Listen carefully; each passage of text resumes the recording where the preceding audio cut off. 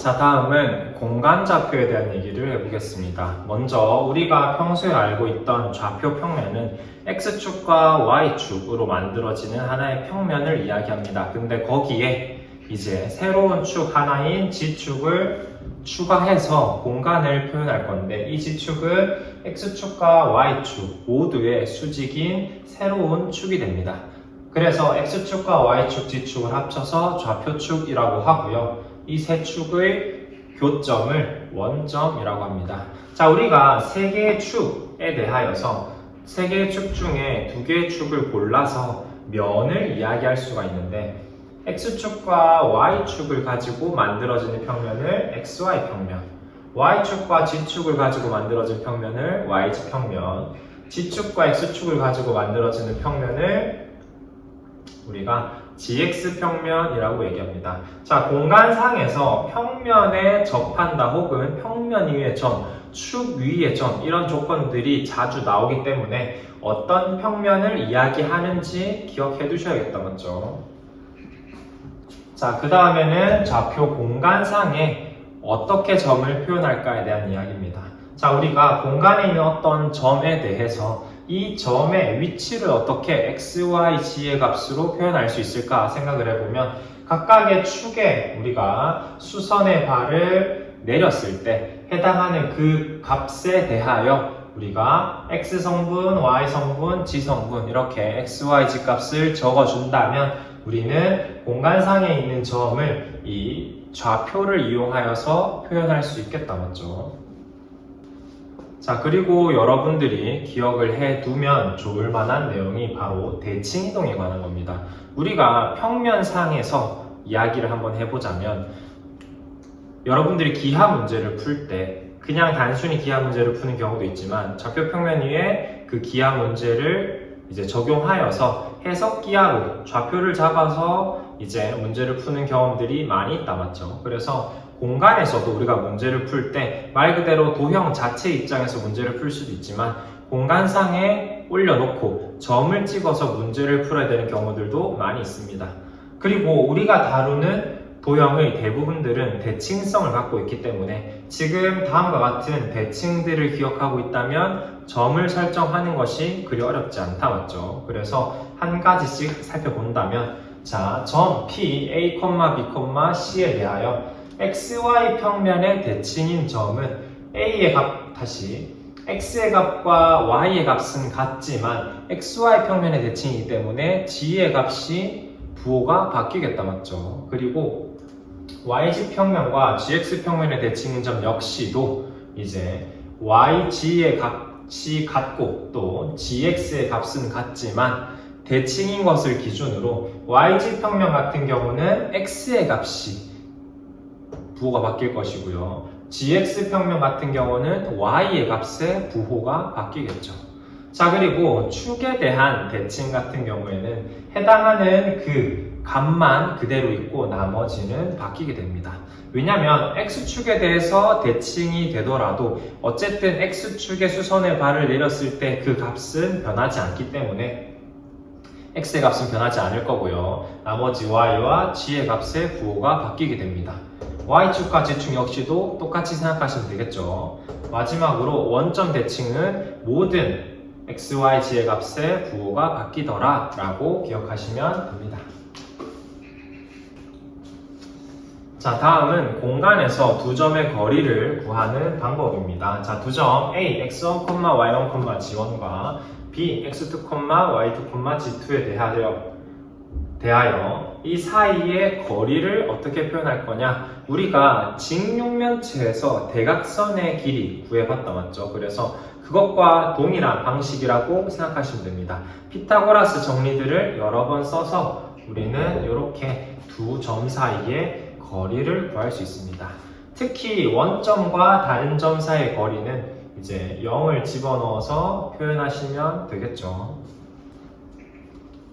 다음은 선분의 내분점과 외분점입니다. 우리가 이전에 기하를 배울 때 좌표 평면에서 선분의 내분과 외분을 어떻게 배웠었냐면, 우리가 내분과 외분에 대하여서 각각의 축에 수선의 발을 내리더라도 우리는 그 내분하거나 외분한 것의 비가 바뀌지 않는다는 사실을 가지고 평면에서 내분과 외분을 이렇게 구한 적이 있습니다. 즉 우리가 공간에서도 동일하게 각각의 축의 수선의 발을 내리더라도 내분하는 비나 외분하는 비가 바뀌지 않기 때문에 x 값에 대해서 내분, y 값에 대해서 내분, z 값에 대해서 내분, 이렇게 각각의 내분을 한 이 점이 우리가 선분을 공간에서 내분한 점이다 라고 생각하시면 되고요. 중점은 우리가 m과 n이 각각 1일 때다 맞죠? 그래서 이렇게 중점의 좌표를 적을 수 있습니다. 외분 역시도 우리가 원래 평면에서 외분하던 그 방법 그대로 x, y, g에 대하여서 외분하시면 됩니다.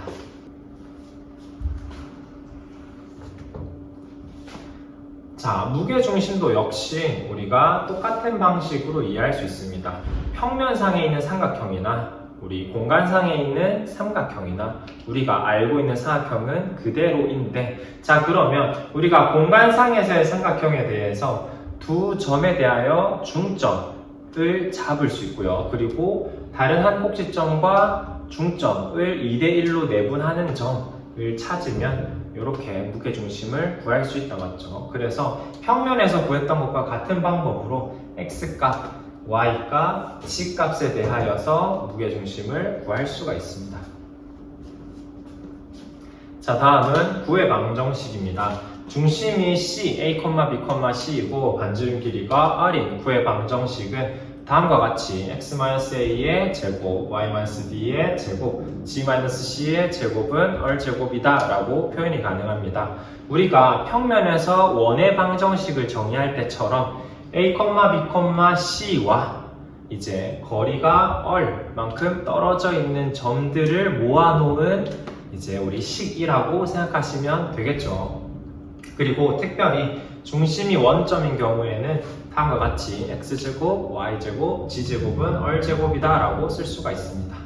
자, 구의 방정식의 일반형이라고 하여서 다음과 같이 x제곱, y제곱, g제곱, ax, by, cg 더하기 d는 0으로 표현이 가능한데, 자 우리가 이런 형태의 방정식의 일반형보다 이렇게 반지름의 길이와 중심의 좌표가 어디인지를 확실하게 알 수 있는 이 형태가 훨씬 더 우리에게 유리하다 맞죠? 그래서 다음과 같은 방정식이 주어졌을 때는 이렇게 형태를 바꾸어서 정보를 얻을 수도 있어야 되는데, 일단 이렇게 주어진 방정식이 9라는 걸 알아야겠다 맞죠? 그래서 어떤 특징을 갖고 있는지 살펴볼 건데, 지금 한 가지 특징을 먼저 살펴보면 x제곱, y제곱, g제곱의 개수가 모두 같습니다. 자, 그래서 x제곱, y제곱, g제곱의 개수가 모두 같구나 라는 것 한 가지와, 지금 ax, by, cg가 있는데 얘네들은 있어도 되고 없어도 됩니다. 그렇지만 xy항, yg항, gx항은 없다는 것, 지금은 이런 항들이 포함되어 있는 방정식을 다루지 않기 때문에 이런 항들이 없고, 지금 x제곱, y제곱, g제곱의 개수가 같은 경우에는 9로 그려지는구나 라고 이해하시면 될 것 같습니다. 물론 우리가 이 차항들은 다 있고 이 뒷값이 양수가 돼버리면 아예 해가 존재하지 않는 식이 돼버린다 맞죠? 그래서 그런 경우들을 제외하고 생각하시면 되겠습니다.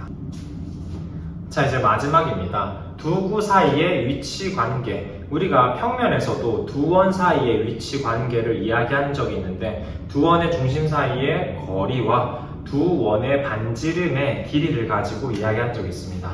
자, 여기서도 두 구의 중심을 O1, O2라 하고요, 반지름의 길이를 R1, R2라고 했을 때 두 구의 위치를 한번 체크해 본다면, 먼저 만나는 경우 세 가지에 대해서 한번 이야기를 해볼 거예요. 구가 이렇게 다음과 같이 밖에서 만날 수도 있고, 혹은 안에서 만날 수도 있고, 아니면 이렇게 교선이 생길 수도 있습니다.